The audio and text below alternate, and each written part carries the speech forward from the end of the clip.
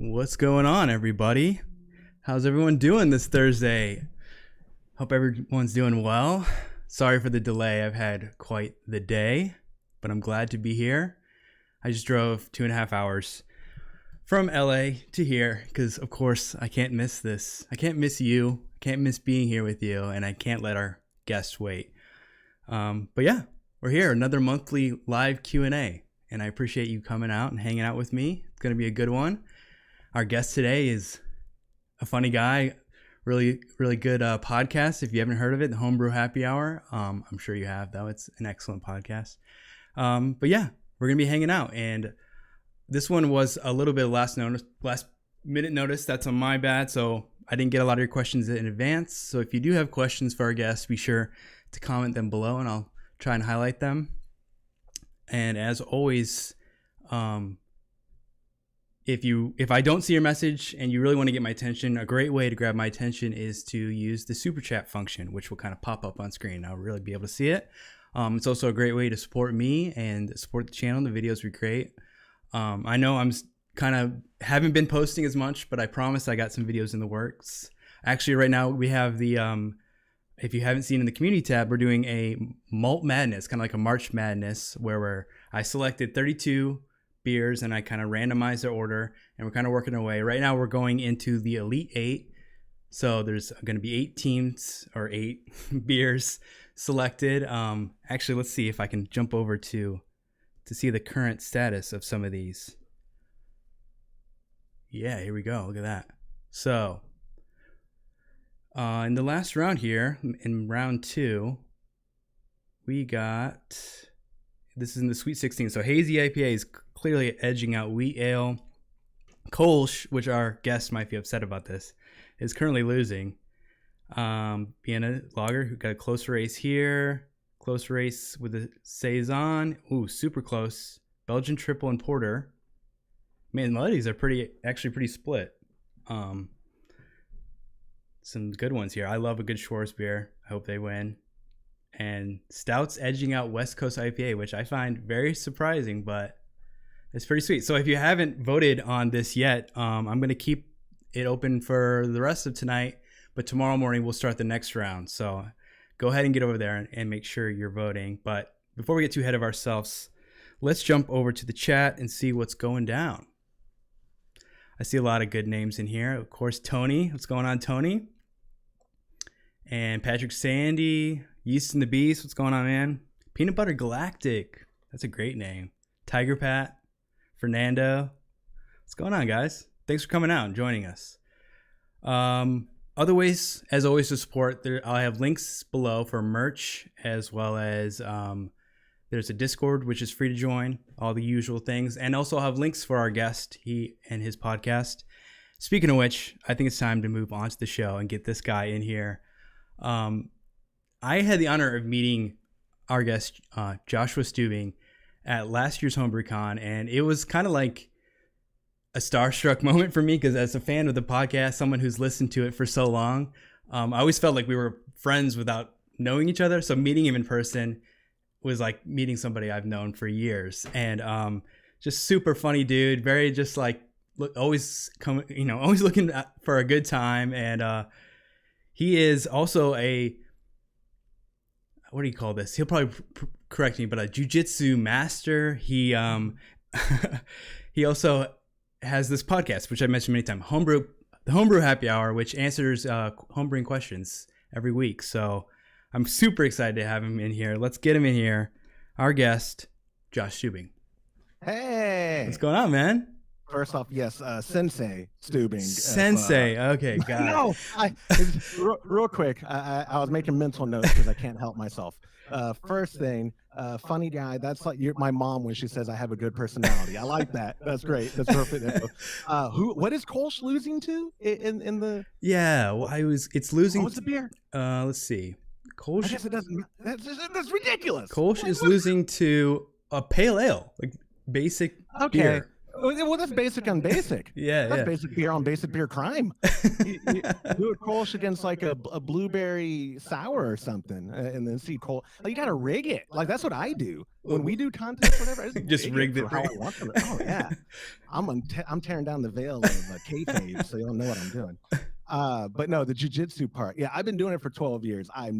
There's martial arts is inherently goofy already. I'll say that. But jujitsu guys have a tendency to not take themselves too serious, which I appreciate. But there are competitors and there are hobbyists, and I'm the king of hobbyists. Right. So like my ears are messed up and my neck hurts, but that's all my accolades.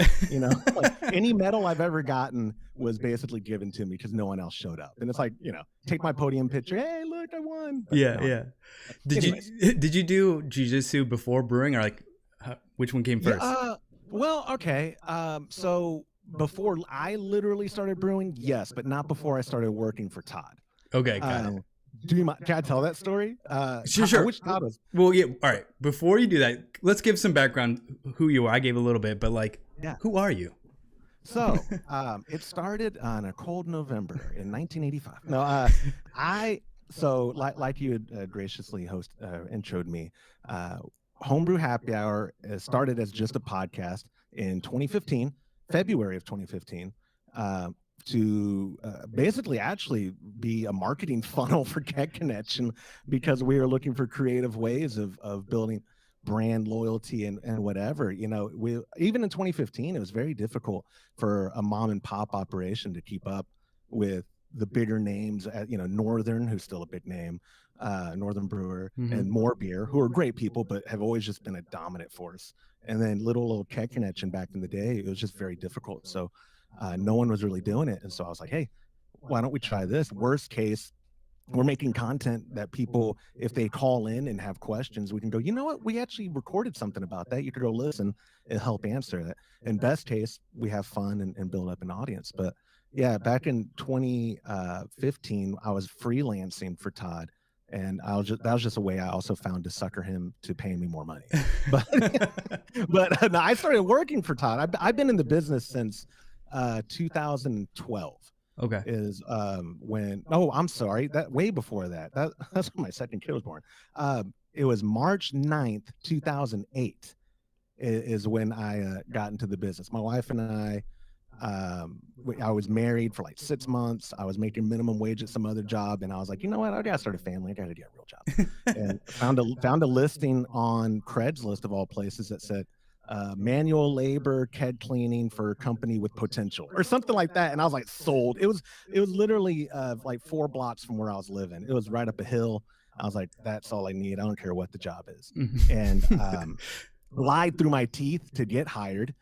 Absolutely was like, oh, I love manual labor. Yeah, I work hard. You know, this is 22-year-old me, just like, yeah, I love working hard. Yeah. And but I did tell them, like, hey, look, I'm actually really interested on the creative side. So maybe I get in now at ground level, learn the ropes, and as you grow, you can use me in these other places. And thank God they took a chance on me. But my first exposure to brewing was had to be 2000. And when did Todd first showed me? Probably 09 or sometime late 08, because he was still working a full-time job. One of my co-hosts. I'm jumping all over the place. Yeah. Homebrew Happy Hour has 3 people on it. The owner of the company, the director of operations, this other guy, James, and then myself. Todd, the owner, the financier, had a full-time job when he started Keg Connection. And so he was on the road all the time. One employee was back there selling and putting together orders, and I was cleaning kegs and putting together orders. And so when Todd would come back on the weekends, I'm not going to want to be at the house. I was there all week. And so but one time I happened to be there, and he was brewing. It was a pale ale, I think, actually. It was some kit that he was given. It might have been even a Cooper's kit, to be honest. It might have been a can kit that he was just given, and had some steeping grains, and showed me, hey, this is why I even got kegs in the first place. These ball lock kegs that you've been cleaning. Here's what they're used for nowadays. The old soda kegs. And the rest was history. I wasn't much on brewing by myself, though, until 2017, when my dad started having more interest in it from the show. Oh, cool. My dad was I don't know who approached who. Normally I'm approaching him begging for money or something, but he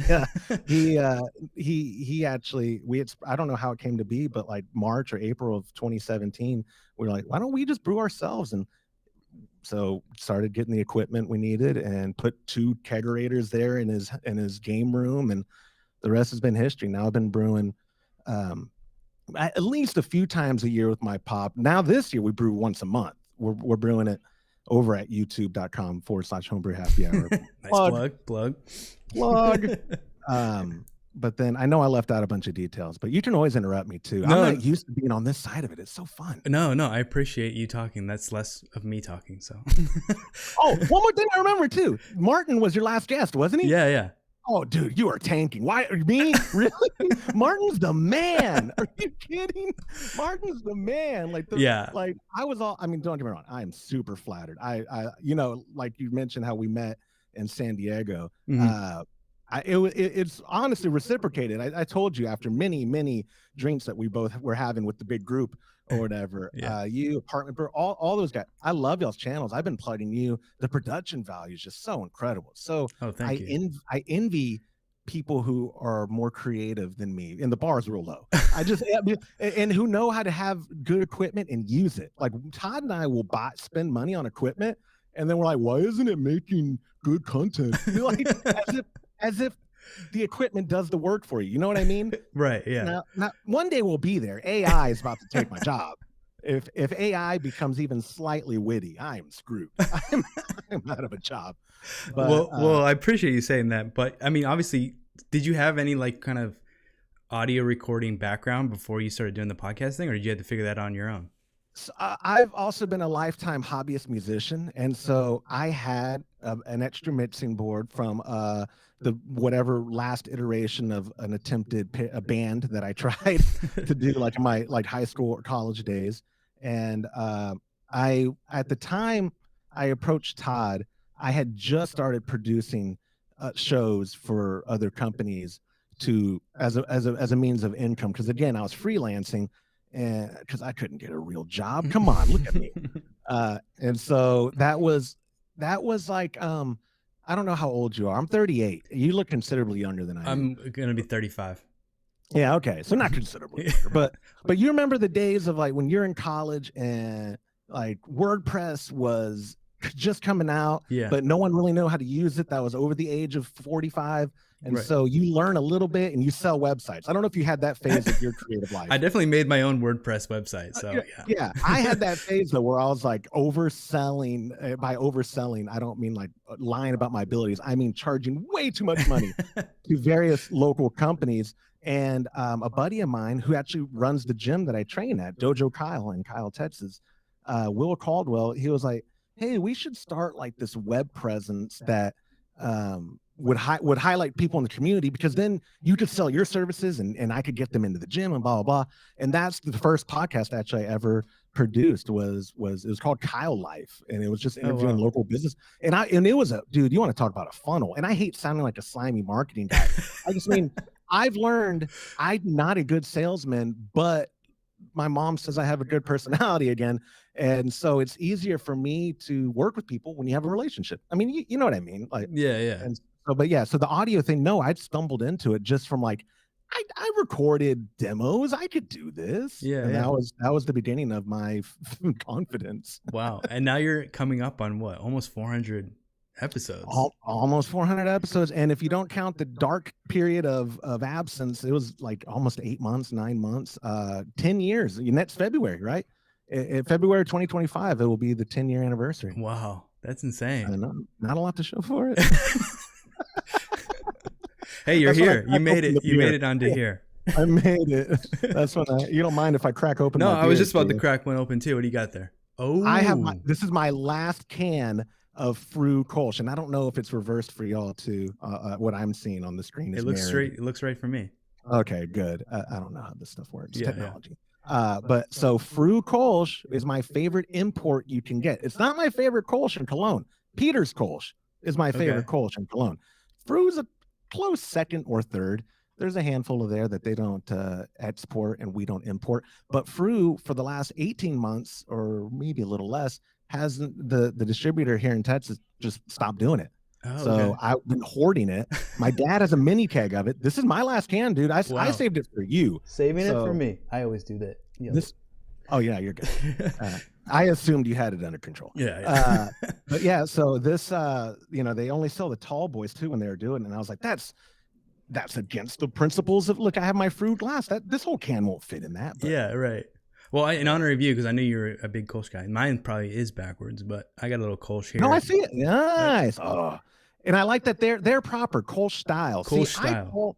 I call what I brew Kolsch, even though that's against the law in German.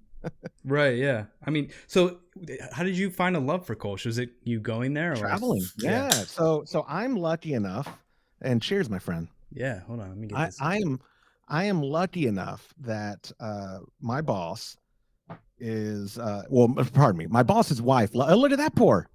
Yeah, we'll get it back.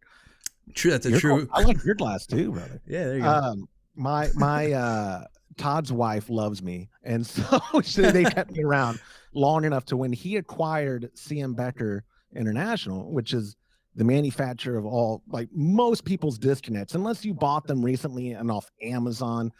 China has flooded the market, sure, but for the longest time, 40 plus years, if you were using a disconnect on a soda keg, it was CM Becker. Okay. And same with all the little brew in a bag, the bib connectors and all that. So if you go to any given fast food place and you look at their stuff, it's probably CM Becker. Okay. But CM Becker is based in Dusseldorf, which is home of the Altbier. And so for a year and a half or two before I went to Germany after he acquired the company, all I'm hearing about Dusseldorfians will just can I curse on this show? Yeah, go for it. They will shit on Cologne all day. They're like the first time I ever talked to our counterpart who owns CMB Schankenlagen, the first thing he says to me, he doesn't know me. He's like, Kolsch is not beer. Alt is only beer.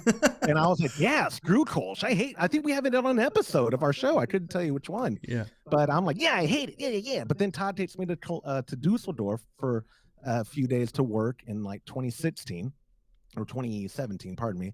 And then he was like, we have to spend the day and then we'll in the night in Cologne because you'll love the city. It's this big party city. You'll love it. And oh my gosh, the first time I went there, I fell in love with the city. I became utterly intoxicated on Kolsch and absolutely and fell in love with the style. The alt beer is magnificent as well. It's a little malty for all occasions to me. Yeah. Where the Kolsch is just appropriate 24/7. Yeah. It's crisp. It's clean. There's not a lot going on, and it's low ABV. I think this Fru might be 5. It's 4.8. That's so crushable. Yeah. It's so crushable. That's like, good. Yeah. Well, when I learned stuff like the small amount of time I did in my early 20s, you can't, if you're going to be out all night playing music or hanging out with musicians or whatever, you can't party all night without, having a hard crash. But if you drink like light beer or whatever, you just keep that buzz going for the whole time. You never lose your inhibition. You're still having a good time.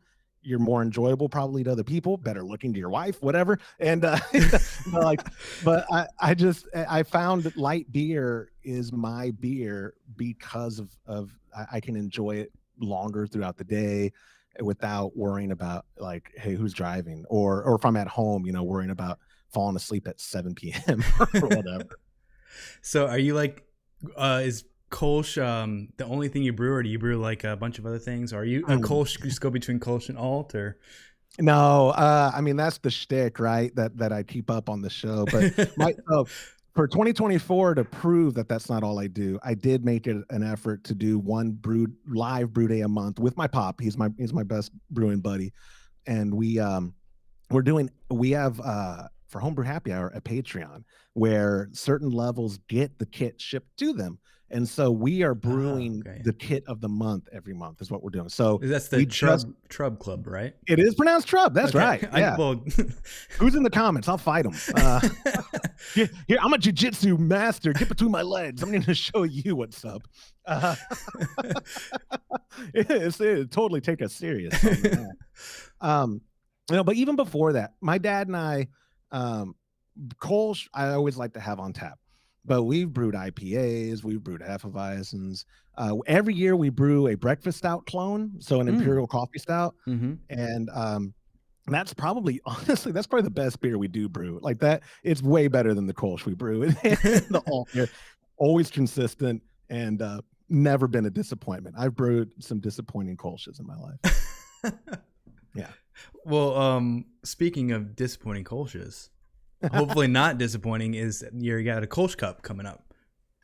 Yes, sir. And 2 weeks from today, actually, we're starting April 11th through the 13th. We have again, I don't know if I've said this before to you. I know I haven't tonight, but I'll say it anyway.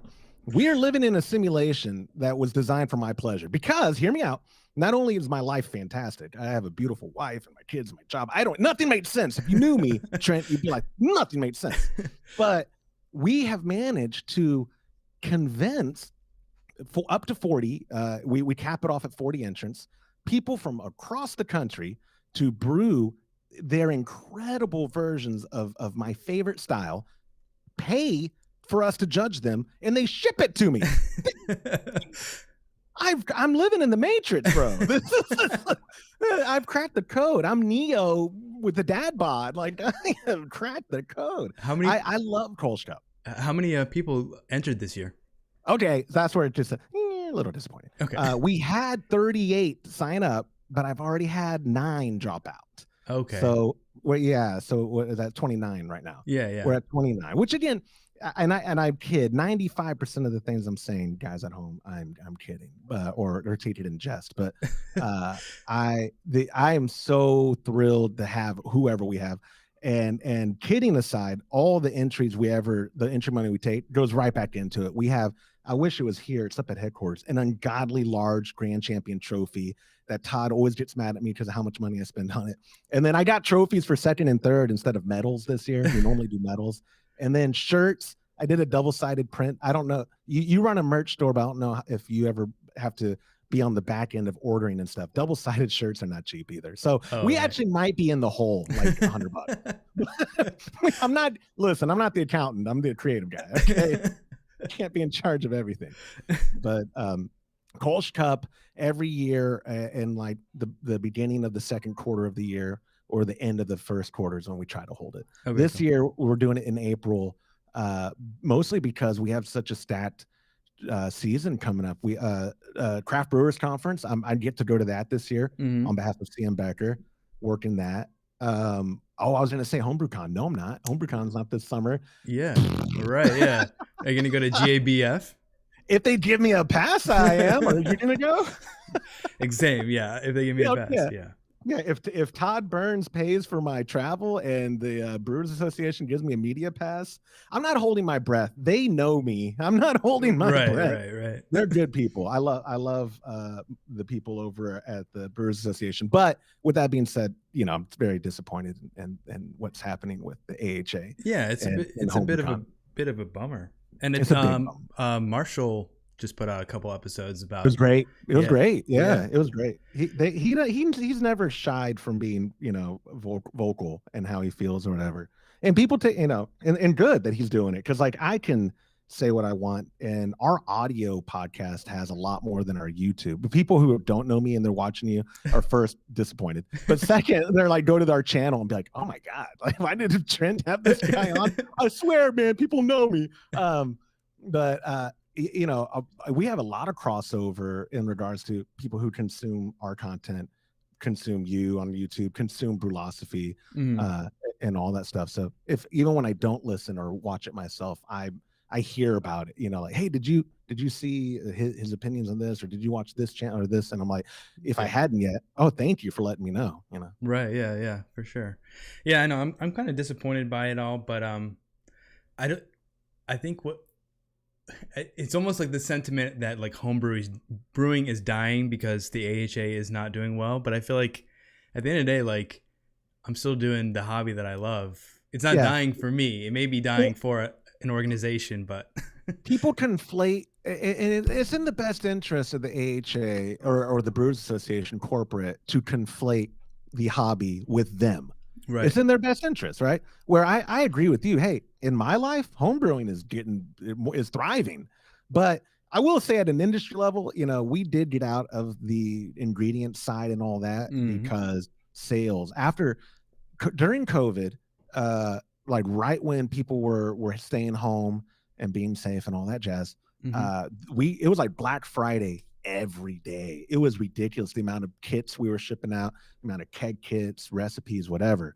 It was incredible. But come August, September of 2021, it just hit a wall, and it never recovered till we got out of the ingredient side of stuff, because I don't know what the plateau was, but it just, maybe people end of 2021 started missing the bar, missing people in real life, which I get, but they just never, a lot of people who tried it didn't come back to the hobby. And which again, though, I don't think people who were already in the hobby then dropped out. I think it was inflated numbers from people being at home and like, it's like disc golf, right? I want to try this. Looks good.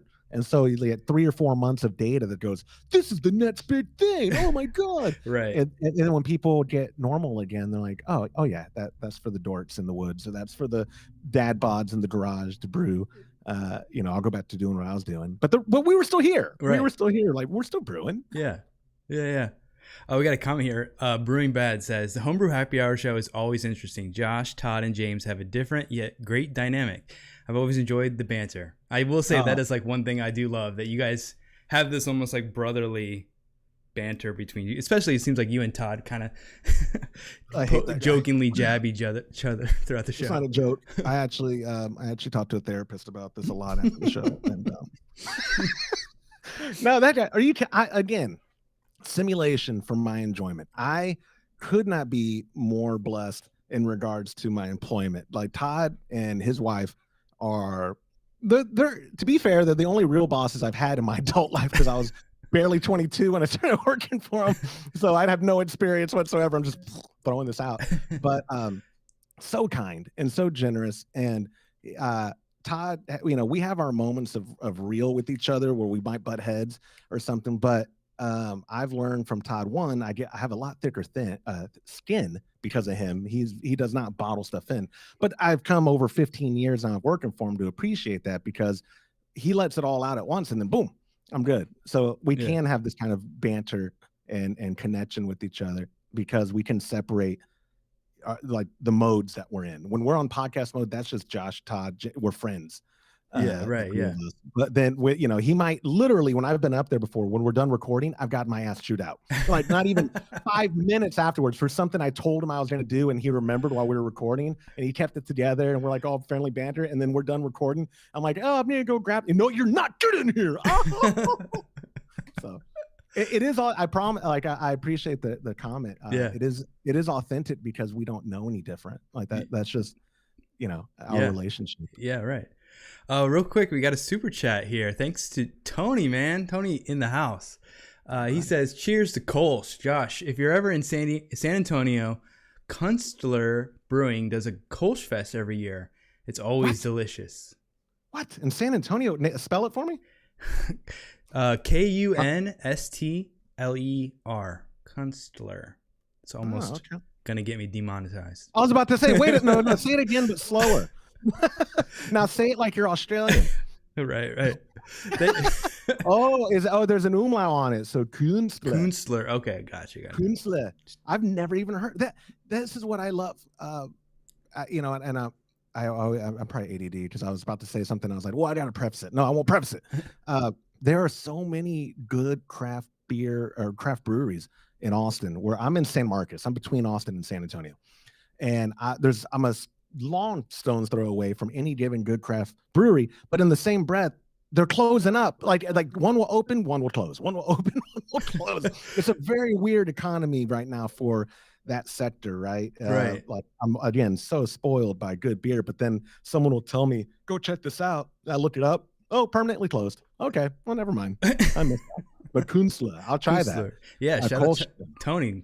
Great. Thanks for the super chat, and great shout out there to Kunstler. I'll have to check that out. Yeah, he says that they just had it, so you just missed the Kolsch Fest. See? Yeah. And they're going to be closed, but no, I'm kidding. I wouldn't wish that on them. I'm so sorry. I had the curse of Homebrew Happy Hour. You were talking about the podcast, kind of the banter you guys have. And you guys do, so the main, I guess, concept of the podcast is like people submit questions, whether that's like voicemail or whatever, and you guys answer. Usually it seems to be like a couple, maybe 3 questions. Yeah. But you also do like some other, especially on the YouTube channel, I've seen you do some like other things, like other explainer videos throughout the history. And this might be a big question answer, but like, is there memorable moments, like maybe like a project you guys have done together, or some guests that you've had on? When the first thing that popped in my mind as you're saying that, Horst Dornbush. I don't know if you've had the pleasure of meeting him or if you know him. No. He's the author of the Alt book. Like Okay. you go on Amazon and Altbier book, it's him. And I think he did one on Hellas too, but that's not one of the styles. I love Hellas. Don't get me wrong. That's just not a style I've ever fawned over. We've had him on a few times, but the first time he was on, that dude is so smart. And when people are very smart and they're confident in their knowledge, it's very, for me, that's the only thing that gets me to shut up.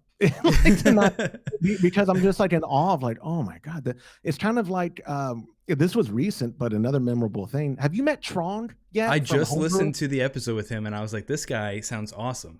He's the greatest ever. He is so, it's so so for people that don't know, he's the guy that created the Float It, Spun It, and what else? He's Picnic Tap 2.0. The pot brew, and I kept calling it a porta brew if it's like poor guy. He's too nice to have corrected me too. I listened back and I was like, why do you keep saying porta brew, you idiot? And I also, though, I did edit one thing out of that show. I'm such a editor. Only because I called it the flow tit. I emphasized the wrong part of the word. I blame my speech impediment. We got lost in communication. So I just like, you know what? No, it was an accident. He's probably working on that too, though. I would be. That's what I thought it was. We sell them, or we used to. We sell. No, we do have the floatits and the picnic tap. Trong is. I don't know if you remember this part of the show. CM Becker, James is the director of operations. Todd owns it. Mm-hmm. James was the only dude willing to work with him to make special disternets for his Picnic Tap 2.0. Wow. Yeah. And now I think Duo Tight, after they saw the wild success of it, is also working with him. Why wouldn't you? Like I said, you talk to that guy for 10 minutes, not even 10 seconds. And you're like, okay, what do you want to do? I'm in. Yeah. I'm in. I know. I feel like he's just super passionate. And I was like, oh man, I want to reach out to this guy and like you need to. Everybody should have him on. And he wants to maybe do more collaboration in regards to like a monthly segment. I go, Tron, you tell me and I'll make it happen. Now I don't have an audience for you, buddy, but I will make it happen. Because again, like I was saying about Horst, when people are knowledgeable and passionate and confident because of those two things, the knowledge and the passion, it's enviable and it's intoxicating. Where you just want to be around those people and just talk all day. Chong was talking and I was like, you know what? Normally I'd interrupt him with a joke, but no, I'm gonna let him keep talking. Yeah, I noticed that was probably the quietest you've ever been on. I don't, dude. That's just an observation. You can't hurt my feelings. It was incredible. No, he was so cool because it was like, I feel like when I run into issues when it comes to homebrewing, I'm like, oh, this is just the way it is, and I'm just gonna struggle through it. And he's like, no, I'm gonna figure out like a way that no one's thinking about how to fix it. Isn't that incredible? Like I'm too dumb to have ever even admitted to myself that I'd never had those thoughts. Like, Tron's like, I want to be able to do this, and he figured out a way where I'm like, I want to be able to do this. I go on Google. That's too much work. Never mind. I'm done. I'm no innovative gene in me whatsoever. I got ideas. Maybe I'll hit up Tron. We can work together. You need to, dude. You need to. Yeah.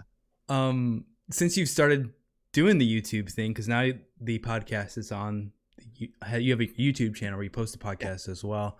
Have you thought of like other ways to kind of like other projects you can do or other videos you can do beyond the podcast? Or so that's the dream, right? Is providing content that's not long form, because long form, when you're not Joe Rogan or whoever, it is just not consumable. Like that's why I'm saying our audio listeners, it dwarfs in regards to numbers. Mm-hmm. Where I'm happy if an episode gets 500 downloads on YouTube, because you go look at the audio stuff and it's way more. Yeah. But our short videos of Todd showing how to force carb beer, Like these videos that are 10 minutes or less, or really our real popular ones are like 5 minutes or less. Right. We have a slew of stuff. It does come down to time and where we have to invest it. We're still a very small mom and pop operation. Keg Connection and C and Becker combined has less than 9 employees between both companies. Wow. And so Todd wears a lot of hats. I wear a lot of hats. James wears a lot of hats, and our incredible team wear a lot of hats. So any given day, it's like, hey, I'm coming up to headquarters with all my film gear and we're going to do this stuff. And then we don't get a single second of anything filmed because we had to put out a fire for, oh, this guy ordered 15 of these regulators or this or that. And so, I wish I could say like my full-time job was creative and content creation rather. Right. Yeah. But it's not. So, but I would love to. I mean, I would love to do just more short form. We kind of do in the form of product showcase, but I'd like to do more short form that's not infomercially. Right. If that makes sense. You know what I mean? Yeah. Just get Tron on to host it for you. That's what I'm saying, dude. Like, Tron, come on. Tron's gonna do to my channel what Martin did to Brewlosophy, which is not a jab. If anything, that's just a compliment of who Martin is. Brewlosophy could have grown on their own, whatever they were doing, if they would have just published their podcast on YouTube, which they don't at all. But if they had just done that, they would have gotten a great audience because they have a great audience. But I'm saying like Tron could do for me what Martin did for them.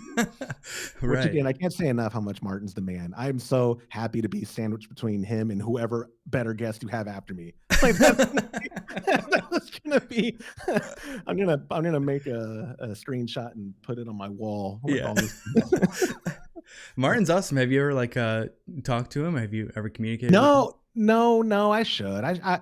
I when he was just Homebrew Challenge, I emailed and never heard back. And I don't have real imposter syndrome. I just have apathy of trying harder if I don't hear back. Like I emailed a couple times and didn't get anything. So I was like, okay, he's busy, whatever. I'm not gonna bother the guy. I don't want to look like the desperate ex-girlfriend or something, Martin, or the Eminem, song. I don't want to be Dear Stan. Dear Martin, I wrote you and you still ain't called me back. Right. Yeah. I know what you mean. I hit up the Brewed Up podcast.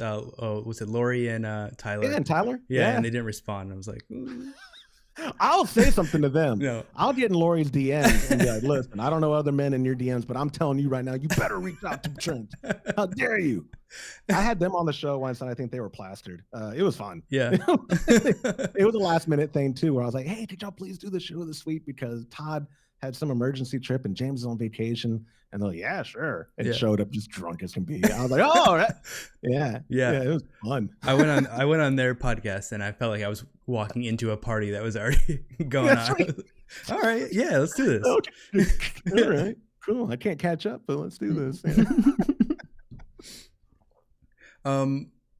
Moving on from beer, do you ever ferment anything beyond beer? Kombucha, my friend. Yeah. Okay. I actually have a batch that's almost a month old. I need to keg it. That's been my problem. I don't normally let it go. A month old kombucha? Yeah, a month since brewing. Okay, yeah. It's 4 gallon or 4 and some change. Oh, okay. And I'll keg 3 of it. I like to just leave a gallon. I am old school mentality because I was taught by old school people where I still believe you have to have a SCOBY hotel and all that.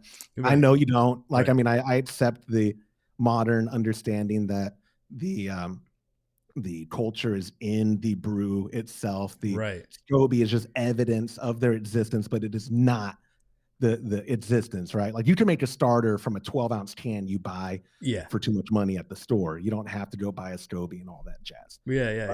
But I still do. I mean, I still keep a SCOBY hotel. Yeah. So and you're making 4 gallons at a time, or? Yeah. Well, so I is what ends up in the glass carboy, and then I keg 3 of it in a 3-gallon keg, and I keep a gallon of starter for the next 4 gallons. Okay. Wow. Like that's what I found to be most effective. Yeah, that's pretty smart, actually. Yeah. I have my moments. I started kegging mine up because I was just kind of like tired of waiting on the, putting into bottles, and I'd flavor each bottle individually. I was like, let me just do it all in one keg, and that's the way to go for sure. Again, a tribute or a testament to my laziness. I don't flavor. I don't even flavor. Oh, really? Oh, yeah. when I drink kombucha, it is purely for the potential placebo, but I think real benefits for my gut. Yeah, Like right. I feel, but I get like an 8-ounce pour a day, and Hmm. I mean that when I'm drinking kombucha, I don't always, because sometimes I one time had a batch when we first moved here. I brewed a batch, and my garage at this new house, this office is built into it. It's like a third of it, Yeah. and there's a little nook around the other side, and I had a carboy back there because I was like, oh, this is a perfect place to let it ferment. We moved in like February. It's still kind of cold here. I Uh-huh. forgot about it. I found it in like October, and it was just salad dressing at that point. Just nasty, nasty vinegar. So I don't always Yeah. have it on tap, but Yeah. when I Yeah. do 8 ounces a day, I feel pretty regular. Yeah. Right. I know. I What like you, in the probiotic, I don't go to the doctor a ton, but my wife's doctor always tells her how good probiotics are. But you see how expensive probiotics are oh if you yeah, they're buy crazy. I mean, kombucha itself is so expensive. it is so stupid Yeah. that a 5 gallon bag. Let's say I even have to get a starter. Hmm. A can of kombucha, let's say on the high end or on the low end, I'm paying $5. So I'm Hmm. investing for $5 there. And then how many tea bags to make a gallon, right? Like 8. Right. Let's just say 8. So Hmm. what is the retail value of 8 tea bags? Yeah. Let's say $1, right? Right. And then the sugar and the time. I'm saying a 1 gallon batch is going to be the first batch you do $7 on the high end, and Right. then you can perpetually make it for now a fraction of that cost going Yes. forward. But these kids are going to the store and buying $7 cans twice a day. Yeah, I know. It's insane. And It's especially if you buy like I buy like the tea in bulk, so I just got like a big old thing of same, tea, and then same, you're set for years. absolutely, absolutely. And now people, this is obviously more beer centric, Hmm. the show and the content we do.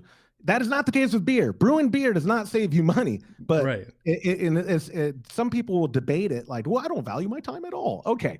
But brewing beer on paper doesn't save you money, but literally brewing kombucha will save you hundreds of money if you do the math between how many ounces you consume versus how many dollars you spend for retail cost. Right. Yeah. It's not even in the same realm. It's like, it's even bigger discrepancy than the people like, I brew my own coffee at home. Right. Yeah, Yeah. that's a pretty Yeah. big discrepancy, but not like kombucha. For whatever reason, commercial kombucha has suckered people into thinking this stuff is expensive. There's no Yeah. reason for it to be that expensive. Yeah. And I always thought like GT, the guy that makes like the big brand of kombucha, I thought he was like an old wise man, but he's like a younger. I was Just saying, like no, he's like 40 something, right? Yeah, yeah. Just a business savvy guy. He knew what he was doing. Yeah, he knew what he was doing. Oh, yeah. Have you ever tried to? Sorry, wait, what? I was saying, no, we're just in the wrong business. We should. Oh, I'm sad I didn't think of it first. Yeah, that's true. Have you ever tried to make hard kombucha? No, I've never, and I don't even know would it just be additional sugars to ferment with or added yeast, I guess would be what's necessary. Okay. Yeah, that so I did a video on it a while back, and I probably should like follow up on it and do another one. But yeah, it was mainly like I did a bunch of experiments to find out like, is it just taking like your finished kombucha and adding more sugar and yeast to it, which I thought it was, but it was more like making a second. You use a little bit of that starter kombucha, but really you're making a second batch as if you were like restarting your kombucha. Yeah. But when you restart it, you're adding in the yeast as well. So it kind of boosts the ABV. Like a pseudo party gal, if I was relating it to kind of.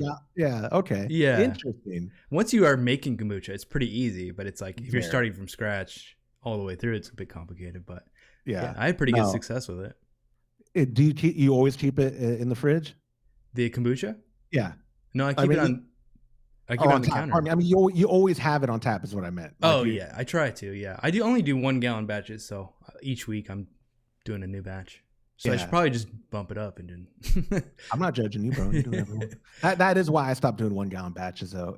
Well, the first 8 or 10 1 gallon batches, I didn't even keg. I didn't carbonate them, right? Like I kept them in a glass serving vessel and would just pour it and drink it that way. But then I was like, I have the room for a little keg. Why not keg it? It's more convenient, and then I can up the volume that I'm doing. Yeah. And then That's really, for me, it's whatever makes my life easiest. That's what drives me to do For sure. things. Yeah, That's yeah. the motivator. Yeah, laziness for sure. Like, oh, whoa! Now you sound like my wife. Whoa. But yeah, laziness. Yeah. We got a question here for you. It says, I used to live in Buda. This is from Tony again. Is that right? Buda? Is that how you say it? Buda. Buda. Okay. And Two Wheel Brewing out there was really good. Sad to see they close. Is there anything like that in the area now worth trying? Hold on, pour one out for Two Wheel. Oh, yeah. Poor guys. Yeah. So going the opposite direction, and they're a craft brewery, and if you're in Texas, prepare to roll your eyes and moan at my answer, because it's a very stereotypical answer for a Central Texan to give. For my money, I live a 25-minute drive, maybe 30 if I'm not speeding, from Real Ale in Blanco. So Blanco is northwest of Buda, going towards Fredericksburg, but more importantly, going towards Todd, the ranch, and the office, which is what I do every other week. I go up there. And Blanco, Texas, tiny little town. I don't even think they have 7,000 people in it. And Real Ale's been there since the 90s. And they make Fireman's 4. I don't know if they distribute in California, but Fireman's 4 for us 30-somethings in Texas was like the first exposure to craft beer that wasn't Shinerbach, which I don't know if you've heard of Shinerbach. Yeah, I have, Yeah, so Shinerbach was probably number one for everyone 50 and younger, or even 60 and younger. My pop's probably watching, yelling at the screen, and my age too. But Real Ale, like if you're in Central Texas, if you're in Buda, if you're in Dripping, if you're in Austin, Kyle, San Marcos, it's a 30-minute drive, plus or minus 15 minutes. That's where I send people. Now, Austin, everyone's like, you gotta go Jester King, bro. You gotta go to Pine House. Right, yeah. They're great. Not pooing on those people. They don't make my kind of style. That's why Real Ale is where Real Ale has the German styles just nailed, and they have really good Belgian beers too, if that's your thing. Yeah. But their German Pils, Hans Pils, is the best domestic German Pils you could get anywhere. I'd put money on it. Like I believe it is a gold medal winner many times in the what is the GABF? What are the awards called for the World Cup, Beer World Cup, or whatever it's called? Sure. I believe it's sure. Thank you for the confirmation. But they also just released a Kolsch called Cruiser Kolsch, which I think I put it in this little. Oh, I did, dude. I'll ship you some. That's what I'll do as a thank you for exposing me, and as an apology to everyone who is exposed to me on this episode. But please don't expose yourself. Yeah. Well, that's a whole different question. Yeah. But Cruiser Kolsch, they just came out with mid or early 2023, and it is now probably my favorite domestic Kolsch. They just, wow. But yeah, if you're in Buda or you're ever back in that area, get to Blanco, go to Real. That is going to set the bar very high for you for any other brewery in the area that you try. Nice. He also says he asked if you like family business brewing. You familiar with that? I haven't been yet. No. Okay. I forget if they're Dripping, where they're located. In Dripping Springs, Twisted X makes a really good Kolsch too. This is how I judge breweries, right? Well, you know who has a good Kolsch, Trent? Right. But Twisted X, I'm trying to think of their other good beers. Live Oak, which is kind of outside San Antonio, has a really good Pilsner. And I hear their Hefeweizen's great. That's not really my thing. But like I said, Texas has, now I'm talking to a Californian, so I won't even dare to act like, bro, you don't know craft beer till you come to Central Texas. Because y'all are, California is like one of the original meccas, right? Of the craft beer explosion and really innovative, good beers. But I feel very content with what Texas has now and what I'm able to get at the liquor store. Did you get a chance to go to any breweries while you're in San Diego? So what's the biggest one? Because they have tap rooms all over the place, and they have the dining room. What is it? Ballast Point. Todd made us go there. Okay. Which are they still? They're still craft, right? Or no, they're not. Who'd they get bought by? Constellations.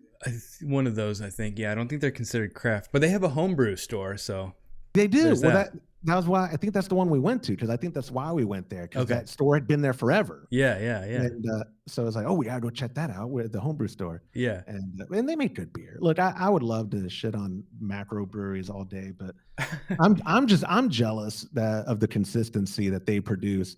If I could get my Kolsch dialed down and be this exact thing every batch, right? Yeah, I die a happy Yeah. man. Thorn Meter asks, what would you say is the best base malt for Kolsch? Oh, Pilsner. Yeah. Or hold on. Today's episode is brought to you by Munton? Munton's Lager Malt is what I meant to say. I just got $25 for saying that. Okay, Munton's. That's 100 now. Okay. Okay, you got to give some to me though. It's on my. Okay, I got your Venmo. Okay. But just like German Pilsner malt. Oh yeah. 9 pounds of Pilsner malt and a pound of Vienna, and I'm good to go. Some people do like 80, 15, 5 of Pilsner, Vienna, and wheat or white wheat for some body or whatever. I'm lazy. And a lot of the times, because we're not in the home brewing ingredients business anymore, if we didn't have like the Caribbean or the white wheat or whatever kind of additional malts for some body, I would just, okay, well, we definitely have Vienna, we definitely have Pilsner. So that's just what I do for a 5-gallon batch, 9 of Pilsner and 1 of Vienna. And then I use Hallertau middle fruit. Okay, yeah. One addition at 60 of 1 ounce of middle fruit. It's so stupid simple. But then it's probably the fermentation that's the hard part, right? It is, yeah. And I use Imperial Dieter, and they do sponsor the show, but people who were listening to our show before they hopped on, we were giving them free ad space forever, because I don't know if you use liquid yeast. It's a lot easier for me to now that I don't pay for it. But when we were in the ingredients business and I still wasn't paying for it, they gave it to us as a marketing gesture. Here, y'all brew with our stuff. It's incredible. Their yeast, Dieter. I can't comment on all their strains, but I can comment on Harvest, which is their flagship sort of lager yeast, and then Dieter, which is for Kölsch, and I use that for Kölsch and Alt. And it's incredible. It's such a good strain. It's so clean. I could probably be doing more for clarity, but their yeast cleans it up so much in the flavor profile and the clarity. It just, it's incredible. I do find that like when I'm trying to like replicate a style, like finding like a yeast that is from that area or from a brewery that makes that style of beer, it does like help get the flavor that, I don't know, extra 10% over the finish line. Dude, for sure. Yeah, I did. It isn't with a Czech Pils that I brewed recently. I got like a Czech, premium pale lager yeast, and I was like, oh wow, I can taste. I don't know. It may not. I mean, it might be in my head. I might be, some subconscious something, but I don't know. I felt like I could taste the difference as opposed to just using like a W3470 or something like that. Right, which is also great and reliable. But like you said, it just the difference in a niche strain. If it's placebo, I'm fine with that because I can sense the difference. Right. Yeah. It might just be in my head. Could be the title of my memoir, bro. Like it might be in my. Okay, I'm fine with that. Right. It makes me feel better. And so now I'm thinking like, you like to judge Kolsch, but have you ever submitted to like competitions? No, I'm a coward. No, of course not. One, I don't want to bottle. On our show, it is a shtick. We're Cat Connection, so we don't bottle this or that. I really hate bottling. Yeah. So the Blickman beer gun, or in any actual, it's not a proper counter pressure bottle filler, but a counter pressure bottle filler of some sort, or the Blickman beer gun, which I happen to love that piece of equipment, and they don't sponsor us. You're welcome, John Blickman.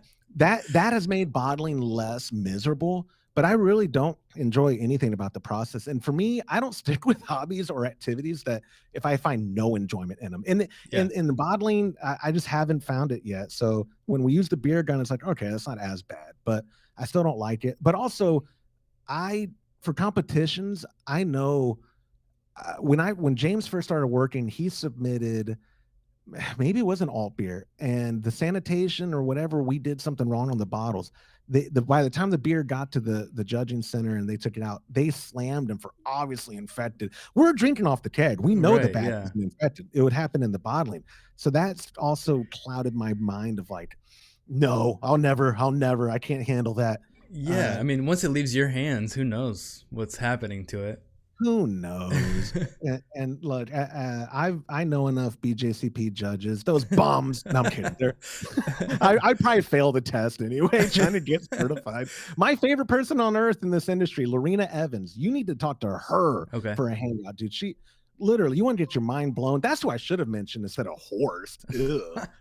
Lorena, she is a certified, and she will tell you exactly why she loves a style or hates a style or whatever, like down to the science of it. She is also incredible to hang around and ask questions. Nice. Yeah. So I just want to give a shout out real quick. We got Tony just gifted a bunch of memberships, 20 memberships. Hey, insane. Tony. Yeah, Tony coming through, man. Cheers to Buddha. Yeah. Right. Or Buddha. It's tomato. Buddha. Rocket everywhere. Yeah, I've never been a big competition guy myself either. Like, I'm competitive in many other ways, but I don't know. I never doing the brewing competition. Brewing beer is not, I'm not doing it for the competition, or like, right. I'm just doing it for myself. And like, you know, if my friends enjoy it, that's cool. But yeah, you know, and I get the like feedback aspect of it, and there's no, I totally respect all that. But yeah, it's just never been something. Well, that's you also being a gracious host right now. I'll say it's stupid. Well, it's like it is just so subjective. Like, and so we try to live stream. We do the Kolsch Cup one part of the year, and we do an alt pokal, which just means alt cup or like alt competition later in the year. Mm-hmm. And if people watch, sometimes Todd's internet's not that stable because he lives in the middle of nowhere. But when people watch it, my favorite feedback that people give us is that this was my first time doing the thing. Y'all didn't like it that much, but the way you addressed it was not like knocking me down.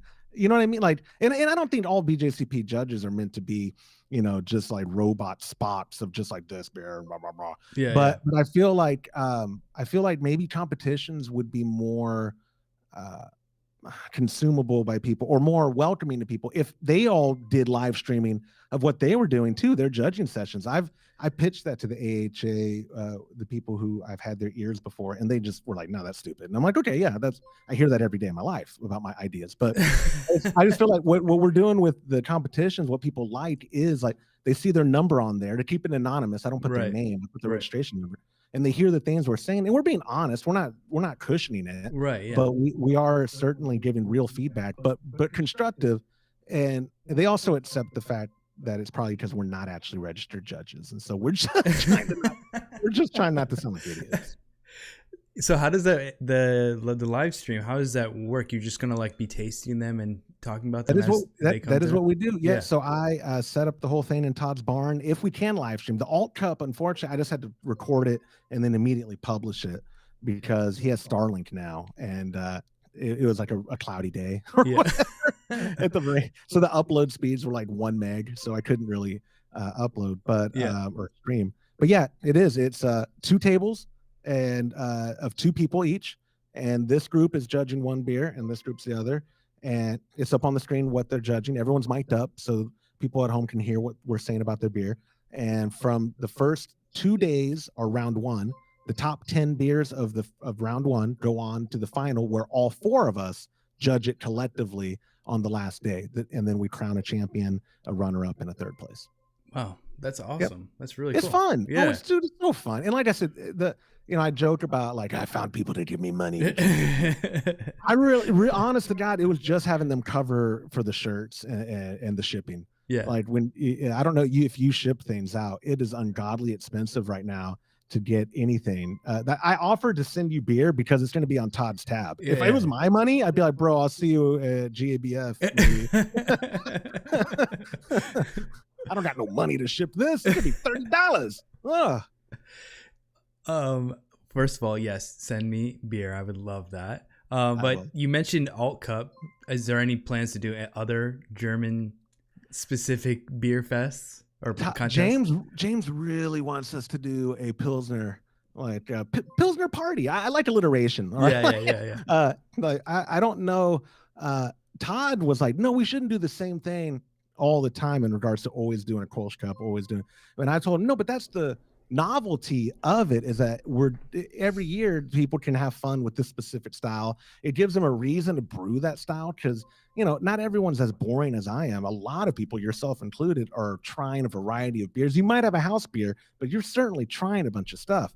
where this gives a good chunk of our audience a reason, even if they're not submitting it. I hear from people all the time, hey, I'm not entering a Kolsch Cup, but they send me a picture of their beautiful Kolsch and like, cheers, buddy.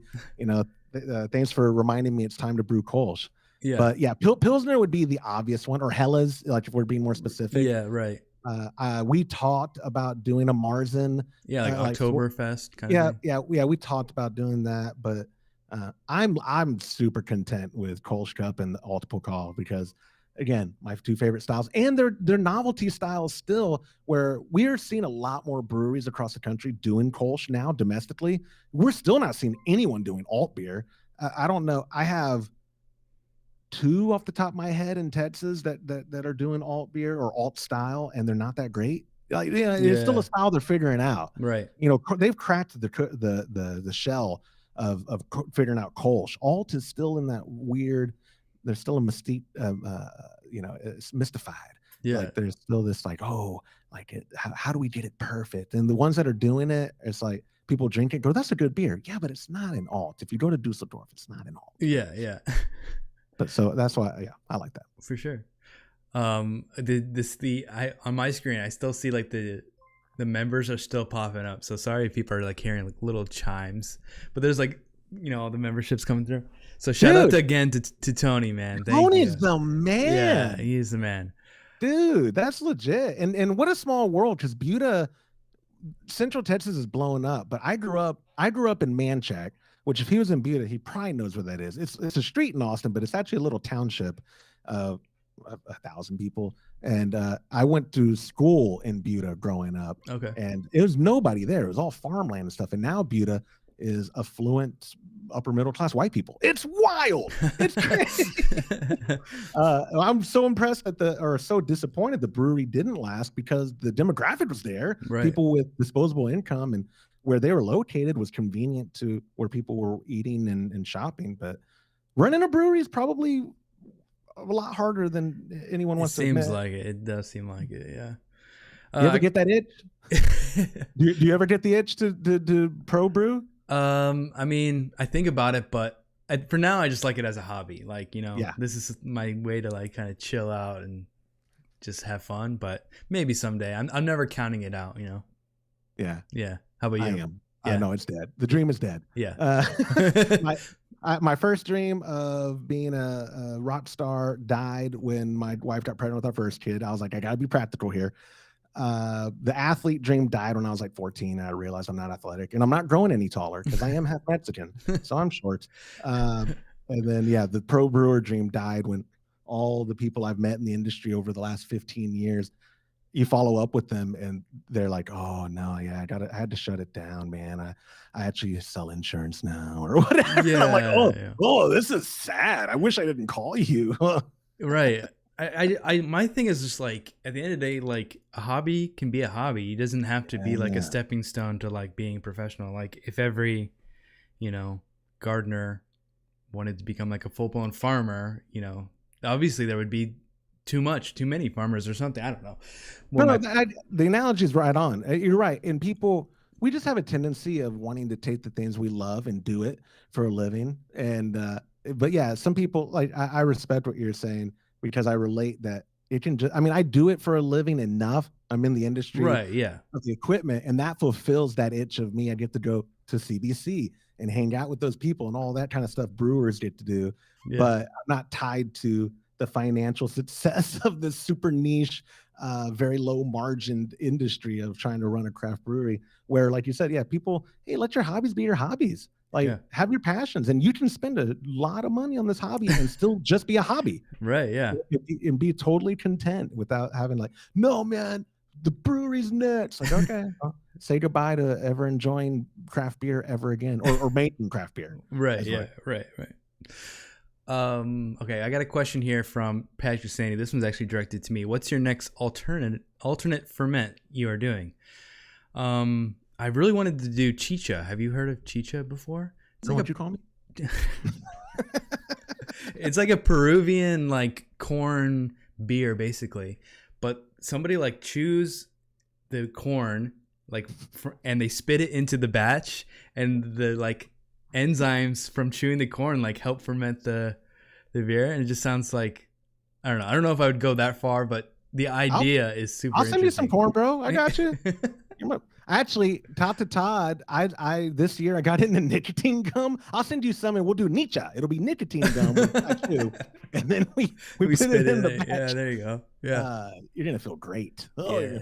That's interesting. So the only obscure fact I remember about Peru, Vice did some doc like 12, 13 years ago about the Tanake or it sounds like that gin Tanqueray, but it's the day before or the day after Christmas where they fight each other. Like it's like Festivus where they just like, hey Trent, you and I have a problem. Okay, we load up whatever bare knuckle bots, and then we're best buds again.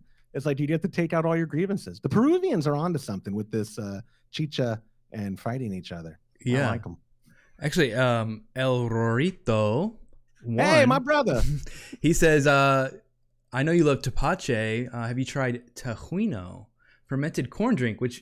Maybe this is the same thing, with lime and ice. It's good. Look it up. Maybe it is. Let us know. Is it similar to Chicha? Maybe. Or maybe it's like a different country's version of it.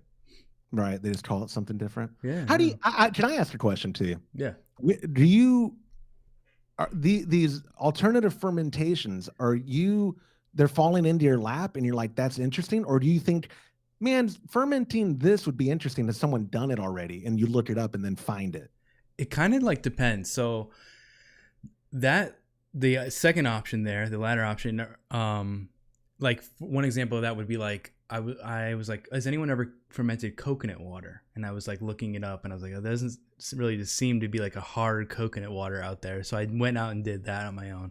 But then there'll be things like that I'll do research on, or people will recommend like tepache for one, like I've researched and found out about, or, you know, like sake, like things that are existing that, you know, I've always wanted to try, and I give it a go. But then when I make those videos, people will comment and be like, oh, have you heard of this, like, you know, date wine from like Africa that you got to try and make. So the comments on YouTube are just amazing, because like people just from all over the world will come in with ideas. Your comments are amazing. Mine are terrible. You should. Well, the ones that I don't block. I don't block either. I actually frame them. The 1-star reviews we've ever had and the bad YouTube comments I forward to Todd, and he's like, "Yeah, that sounds right." Like, it's just funny. They're actually like funny. I laugh at them because it's like they're spending the time to like get all angry over like a guy putting videos online for free. I love the things people invest their emotions towards. It's an election year too. It's the best. It's like my Christmas. Like people, I don't even care like what side. People get so weird. YouTube comments are the just absolute epitome or personification of society and weird, and like what the things we say to each other. It's so goofy. Yeah. Oh, Patrick Sandy came through and said, and I'm gonna have to pronounce this, Takana Kui. Maybe that's what it is. Oh yeah, the fighting thing. Okay. Yeah, like I said, it's like the way I remember it, it sounded like the gin. Isn't it Tanqueray is the name of the gin, right? yeah. I drink enough of it, I should know the name of it. Right. I always call it that, but yeah, like Takaka or whatever it is. My mom's Mexican. I'm not racist by just saying Takaka whatever. I was trying, I swear. Yeah. But I remember Vice did just this great thing, and they took the most puny, skinny, white, emo-looking kid over there to fight, and it was Vice. Man, I pour one out for like the 2010s Vice. Oh man, it's so good. Yeah, well, you're a filmmaker. I mean, how like that. I have no talent. I found someone to buy equipment, but I have no talent. But 2010s Vice was so inspiring. Of like, oh my gosh, anyone can make content and about whatever topic, and just put it up on YouTube. This is incredible. Those were so inspirational for me for sure. And did you ever? There was actually a show on Viceland called Beerland. Did you ever watch that? Never even heard of it. No. It's like so it was, the host of the show was the girl that started Golden Road Brewery. You may have heard of them. Yep. She was like the head brewer there, I think, or just started it. But she's like the host, and she goes around and she finds like home brewers that are doing like interesting things. So she found this guy in New York that found like a log in Central Park, and like used that to make sour beer from. What? Yeah. And like that's where his yeast was, from this log. Yes, exactly. Yes. And it made like this great beer. And then actually the Clawhammer guys had that guy on their channel as well. they're all yeah. Shout out to them too. Yeah, that yeah. channel is just phenomenal. Yeah, I need maybe I'll get them on after this. Really boost Sandwich the me ratings. between two professionals. Holy moly, my life would be made. You were on Trent. You were on the Brew Show. Yeah. I was between Martin and Clawhammer. Oh, that's why we forgot. Oh, that's why. Yeah, and that's homebrewhappyhour.com. Right. Wow, we just got another super chat from Tony again, man. Tony's the man. Yeah, dude. Tony. I owe you, man. He says, I gotta run, guys. Josh, check out San Antonio Cerveceros, best homebrew club in San Antonio. Number 5 for competitions in Texas. Will Lovell, I think that's the Brewlosophy guy, Will Lovell, is an active member and does triangle tests for, Brewlosophy there. Yeah. Yeah, look at that. Essay Cerveceros. Okay. Nice. Dang. See, I learned something. I feel bad. He's leaving, so he won't be able to answer my question. I believe they have one shop left in that whole city. And, San Antonio is massive. It's a massive, and not population, but mostly just sprawled out. It's such a massive city. And their big homebrew shops closed over the last 5 years. I think one guy from Homebrew Party had started his own thing. But to only have one shop servicing that whole city is wild to me. But obviously the beer scene is still wildly successful, and people appreciate good beer. You know? I checked them out. I got your website up, Tony. I'll come crash one of y'all's things, and y'all can y'all can tolerate me. Thank you, Tony. I really appreciate that, man. He's the man. Yeah, oh my gosh, that's awesome. And he says, "Oh, I'll answer your question." He'll answer your question here. Oh, well, okay. he writes that out. Usagi 1969 says, "Trent, maybe do some Okinawan Awamori rice whiskey, which doesn't require distillation." Interesting. A whiskey that doesn't require distillation. I wonder how that works. I don't know, but I'm writing it down right now so I don't forget. That's what I've been taking notes. The only time I ever take notes. See, this is why the chat. You guys are amazing, and the comments, I love it because these are things I would never know about. I say this on our show all the time. It's now that's 2024 too. It's the best time ever to be alive as a home brewer, and I mostly mean that in the technology at our hands for brewing, for communicating, for sharing. Like what would you have done when if we were adults, but during our childhood of the 90s, and you wanted to know you have to go to the library, buy a book. Right, who's gonna read? Who can read? Who can do that? You have to kind of almost have stumbled into a hobby, because there probably wasn't a homebrew club. Maybe you in California there would have been, but like in Texas, no, there wasn't. I maybe could have gone to a brewery and asked for like guidance, but I'm saying now people like just now, like all these styles that are, or even the homebrew club that's 30 minutes away from me, just being shared like that, where up until like 5 minutes ago, I had no idea it existed, but thanks to the audience that you have, the homebrewing community is absolutely the best community on the internet. I love it for sure. All right, Tony's got your answer. He says the local homebrew shop, Homebrew Party, closed almost 2 years ago, but an ex-employee opened his own brew shop in San Antonio called Brew City Homebrew Supply. Great guy, great shop. Great guy. Yeah. I have an aunt in Thousand Oaks, and that's their brew shop. Well, it's the only brew shop for everyone in San Antonio, but they brew. My Homebrew Happy Hour got my family into brewing, not just my pop. And that's also been my favorite thing. I'm doing a callback to your very first question. Ooh, nice. Memorable moments. Yeah. Callback. Home brewing gets people together, and it's a hobby that it requires attention, but not really. So you got to fill the time with bonding or communication or whatever, or even if it's bonding over something you're watching together or a conversation. And so like my aunt and my uncle and my cousins are brewing. My dad is like basically one of my best friends because of brewing. Like this activity that was a career for me has then turned into this activity that I thoroughly enjoy, not just because we're making beer I like to drink, but it's like I look forward to brew days. We're gonna, especially nowadays, we're gonna live stream and hang out with people. I get to hang out with it's a good excuse to hang out with my dad and catch up. It's a good excuse to make good beer for whatever things we're hosting, and like it's kind of, when people, you bring them into the fold and they're like, oh my gosh, that brew day was so fun, then they want to do it. It's like a pyramid scheme, but no one's making money. Right. That is so true. That is a great point, man. Well, I don't want to keep you too long. We've already surpassed the 1 hour mark that I promised That's my you. bad. That's No, my no, bad. no, no. Okay. This has been a great conversation. I appreciate everybody joining, and I feel like that was a great ending remark. So, I did that too. I saw the 3-minute thing that the light you put on. yeah, the giant flashing red light. Yeah, the giant flashing. Wrap it up. Okay, so sentimental thoughts with Josh. Right. Well, man, I appreciate you doing this with me. This was a lot of fun. My brother, anytime. I really am flattered. I've told you before off air, so people don't just think I'm buttering you up. Your channel, seriously, one of the best produced, not just for homebrewing, obviously, it's not even close, but I mean, just the effort you put into your videos and the variety that you offer, dude, you're killing it. Like, if I could compete, I would try, and then I'd hate you, but I'm not even gonna, so I just send people your way.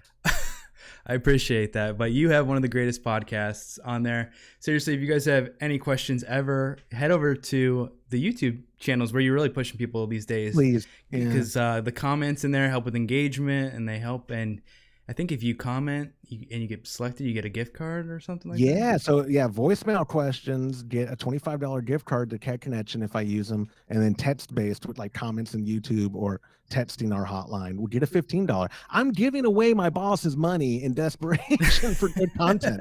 It's a win-win. Yeah. And I'll put the link to your channel again here in the chat. But Perfect. as far as like you guys are on podcasts everywhere, right? Like everywhere. Yeah. Primarily we're pushing people to youtube.com/homebrew happy hour for the sake of trying to just grow our presence there. Mhm. We want to do more visual stuff, but again, I understand long form's not for everyone. Spotify and Apple Podcasts is our two largest platforms. When I look at our data, is everyone's using those two. Yeah. I'm still on Pocket Cast, I think, for what I use. Oh wow. I didn't even... Yeah. How dare you? Let's end it on a condescending. Oh, wow. Sorry. I mean, that's so cool. So wow, Josh, I feel like a boomer now. I'm like, well, Pocket Cash is so convenient. All right, man. I feel like I could talk to you for hours, but I'll let you get out of here. Thanks again. Thank you, my friend. Yeah, thanks for coming, and thanks, chat. Everyone, drop the super chats. Appreciate you.